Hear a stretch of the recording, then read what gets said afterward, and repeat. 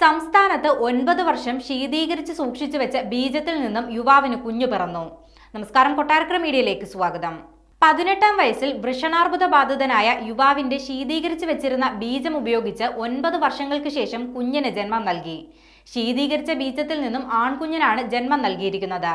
പാറ്റൂർ സമദ് ആശുപത്രിയിൽ ഇന്ന് രാവിലെ 8 മണിയോടെയാണ് കുഞ്ഞ് ജനിച്ചത്.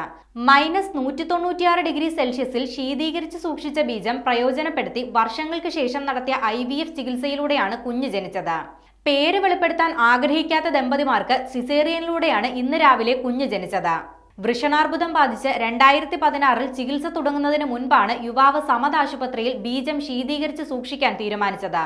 വൃഷണാർബുദമായതിനാൽ അവയവം നീക്കം ചെയ്യേണ്ടി വരുമെന്ന് RCCയിലെ ഡോക്ടർമാർ അറിയിച്ചതിനെ തുടർന്നായിരുന്നു ഈ തീരുമാനം. അന്ന് 18 വയസ്സായിരുന്നു യുവാവിന്റെ പ്രായം. ശസ്ത്രക്രിയയും കീമോതെറാപ്പിയും പൂർത്തിയാക്കി രോഗമുക്തി നേടിയ യുവാവ് പിന്നീട് വിവാഹിതനായി. തുടർന്നാണ് ശീതീകരിച്ച് സൂക്ഷിച്ച ബീജം ഉപയോഗിച്ച് IVF ചികിത്സയിലൂടെ കുഞ്ഞെന്ന സ്വപ്നം സാക്ഷാത്കരിച്ചത്. അർബുദ ചികിത്സയ്ക്കായുള്ള കീമോതെറാപ്പി, റേഡിയോതെറാപ്പി എന്നിവ ബീജം, അണ്ഡം പോലെയുള്ള കോശങ്ങളെ നശിപ്പിക്കും. ഇത്തരം സാഹചര്യങ്ങളിൽ അർബുദ ചികിത്സ തുടങ്ങുന്നതിന് മുൻപായി ഇവ പുറത്തെടുത്ത് ശീതീകരിച്ച് സൂക്ഷിച്ചു വെക്കുന്നത് പ്രയോജനകരമാണെന്ന് സമദ് ആശുപത്രി അധികൃതർ പറയുന്നു.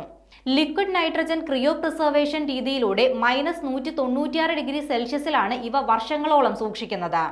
സസ്പെൻഡഡ് ആനിമേഷൻ എന്നാണ് ഈ പ്രക്രിയ അറിയപ്പെടുന്നത്.